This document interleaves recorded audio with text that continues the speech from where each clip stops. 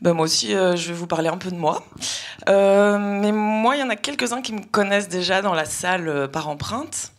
Donc ceux-là savent que voilà, je travaille dans l'éducation relative à l'environnement. C'est pas facile, hein, je vous le dis tout de suite. Travailler dans ce domaine actuellement, c'est un peu comme être infirmier ou infirmière en soins palliatifs.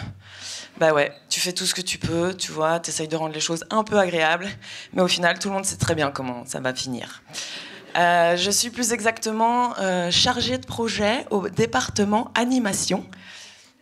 Juste une manière un petit peu chic de dire vieille scout nostalgique qui a passé la date de péremption, mais qui s'accroche. Ouais, donc grosso modo, je suis animatrice nature. Ouais, c'est pas vraiment ça, mais pour les gens, c'est ça. Du coup, je dois assumer l'image de la meuf sapée bottines quechua, pantalon rando, imperméable parfumé au moisi, guêtre en laine multicolore, tricoté main, trouvé à la donnerie. Et alors, évidemment, ne jamais sortir sans mon effilé numéro 8, classique, qui allie élégance et simplicité. J'ai nommé l'Opinel, bande d'incultes. Ce couteau de pointe, designé pour tailler n'importe quel bout de bois, évider la truite ou le sanglier, utilisé 99% du temps pour beurrer ma tartine. Et ouais. Oui. Non, mais pour être... oui, voilà. Donc, quand je dis... En fait, quand je dis aux gens que je suis animatrice nature, direct, ils ont l'image d'un épouvantail humain, proche de l'illumination, qui compte fleurette à ses capucines en leur titillant les pistils. Sentez les enfants, l'air dans vos poumons. Écoutez.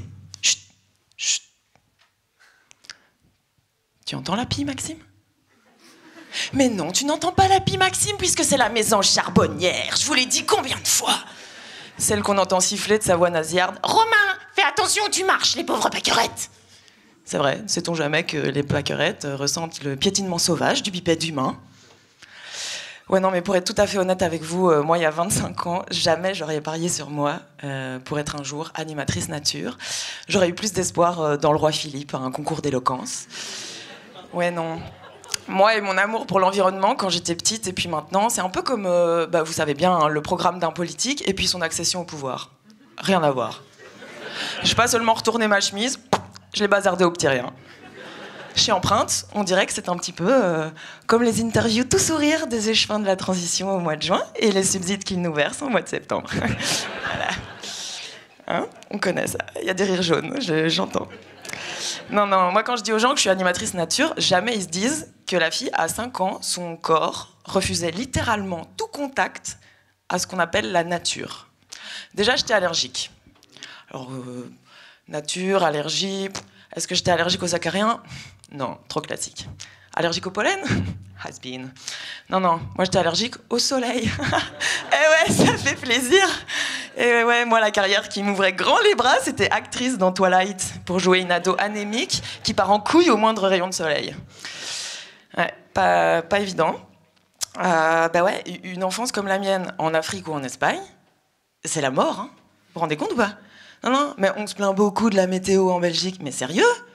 Quand du haut de tes 5 ans, la lumière du jour est plus flippante que ta peur du noir, mais merci la grisaille et les étés de 2 jours tous les 3 ans. Moi, c'est simple, hein. Ma mère, elle a accouché d'un chicon. Allez hop, à la cave pour te faire grandir.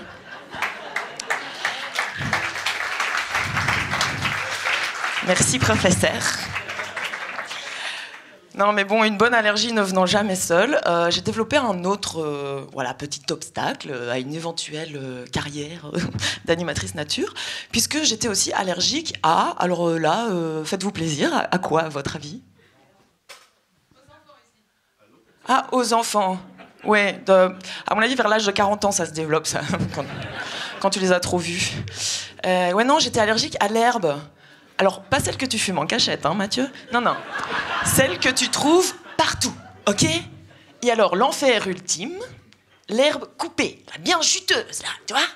Sauf qu'ils font quoi, les gens? Au moindre rayon de soleil, eh ben, ils tombent de la pelouse. Ah ben oui, un beau gazon, coupe au carré, 4 cm au sommet, un peu plus court sur les côtés. Indice visuel de ton bon goût et de ton prestige social, ma gueule. Après, ta gamine, elle a la tronche comme une fraise. Mais c'est pas grave, la pelouse, elle est nickel. Non, non, je vous dis, la nature m'a bien fait subir quand j'étais petite. Bon, après, j'étais pas en reste. Hein. Ouais. Moi, à l'époque où je courais en courte culotte, petite gueule d'ange avec mes 2 couecouettes, fallait pas me mettre une hache entre les mains. Hein. Non. Bah, pas que j'allais me blesser. Et oh, je fais scout, moi, monsieur, dame. Non, c'est juste que j'abattais les fourmis. Les colonies de fourmis. Fourmi par fourmi. Schlac, schlac, schlac. Cute, mais violente. Ouais. Mais du coup, quand aujourd'hui, j'entends que certains veulent instaurer une loi là, pour pénaliser les crimes écocides, je suis pas bien. Hein. Attends, t'imagines? Si, depuis 20 ans, là, depuis ces fameux après-midi où je hachais les fourmis une par une, je le faisais encore? Non mais, attends, si on part du principe, quoi, je peux en tuer quoi, une par seconde, je me lasserai au bout d'une heure, je le ferai peut-être pas plus d'1 fois par semaine, parce qu'il faut quand même varier les plaisirs. Puis, sachant que par an, il y a 52 semaines, eh ben, en 20 ans, j'aurais trucidé 3 744 000 fourmis. Ouais, bah du coup, je te dis, si cette loi, elle est adoptée, non mais moi, je devrais vivre en cavale. Avec les poteaux, là, Jeff Bezos, Manu Macron, le CEO de Total, Martin, il est où cet enfoiré? Ah, il se cache là-bas. Non, mais entre nous, ce serait à celui qui a la plus grosse culpabilité. Petit joueur. Il vous a fallu des milliards de dollars pour en arriver là. Moi, un bon vieux bout de ferraille mal aiguisé, c'était plié. Ouais, non, j'ai bien commencé dans la vie. Mais maintenant, tout va bien. Hein. Je suis animatrice nature, j'ai plus d'allergies. Dès que j'ai un petit moment, je me roule par terre dans les hautes herbes à siffler les pâquerettes. Je fais des câlins aux arbres en leur susurrant des mots doux à l'écorce. Puis je chante avec les oiseaux. Je pétris la terre de mes pieds nus. Et je raconte aux enfants l'incroyable histoire de la vie du sol et des petites bestioles. Ouais. Après, par moment, bon voilà, ça peut m'arriver d'être encore un tout petit peu arachnophobe. Tu sais, genre, le matin, là, je me lève, puis il y a une énorme araignée coincée dans mon évier. Vous avez connu ça ou pas? Tu te lèves, puis là, paf, énorme araignée dans ton évier. Franchement, les meufs seront d'accord avec moi, t'as connu meilleure date, hein, même dans notre société patriarcale. Du coup, le temps passé de la plus grosse frayeur de ta vie, toi, de t'immobiliser à l'autre bout de la pièce, en sueur, le temps de me raisonner. Non mais elle a choisi l'option inoffensive. L'option inoffensive. C'est juste une tégénère, tu vois. Elle rentre dans ta maison pour s'accoupler, après elle ressort. Donc pas de problème. Donc vas-y, dégage maintenant, trouve un moyen de sortir de ce vieux, tu vois. Après 2 heures de négociation, on s'est accordé sur une exfiltration par bocal. Du coup, j'en saisis un, à 2 mains, comme mon courage, prête à lui rendre sa liberté. Et puis là, je m'approche, téméraire. Putain, elle a bougé! Bah! Coup de savate, bocal éclaté par terre, une vraie scène de crime. Elle pesait 1 gramme, j'en pèse 67 000. Mais il ne faut jamais se fier aux apparences, on m'a dit. Et bon, après, bien sûr, je me sens un peu mal, quoi. Enfin, je culpabilise un peu d'avoir fait prendre tous ces risques à ma Birkenstock. Du coup, je fais 4 animations sur la pollinisation, 3 schémas de cycle de vie des arbres, 2 sermons sur, je sais pas, le tri des déchets, pour sauver mon karma. Et ça, jamais je l'aurais fait il y a 25 ans. Comme quoi, rien n'est perdu. Ouais, merci. Ouais. On peut tous y arriver, hein. On peut tous un jour être écolo-bobo pour la protection du vivant, avec petite tendance arachnophobe violente, mais personne n'est parfait. Non, mais vous voyez tous les milliardaires, là, les gros pollueurs, les politiciens, j'ai la solution. Bah ouais, faut juste qu'ils aillent chez les scouts. Vous me les envoyez une semaine, et je leur fais découvrir, moi, ce que c'est. Que de se cailler les miches en calbut de bottes en caoutchouc sur une mini-berge boueuse pour aller se laver, là, dans une rivière congelée au mois de juillet en Belgique. Le plaisir que c'est de déféquer en forêt, à l'endroit exact où le soir même, tu passes à tâtons faire ta charge bois.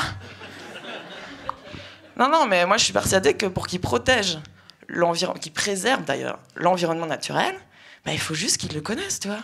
Qu'ils y soient confrontés. Qu'ils survivent aux piqûres d'insectes, aux éraflures, aux plaques rouges, aux urticaires. un peu martyrisé, carrément émerveillé. Non mais confie-moi les milliardaires, je vais m'en occuper. Et à la moindre bavure, schlac!